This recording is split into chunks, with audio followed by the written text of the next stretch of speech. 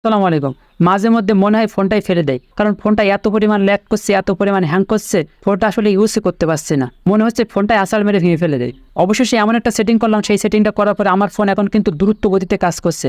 তো আপনারাও সেই সেটিংটা করেন, আপনাদের ফোনটাও কিন্তু অনেক দ্রুত গতিতে কাজ করবে। তো সেই সেটিংটা কীভাবে করবেন আজকের ভিডিওতে আমি সেটা দেখাবো। তো ভিডিওটা কিন্তু অনেক গুরুত্বপূর্ণ হতে চলছে।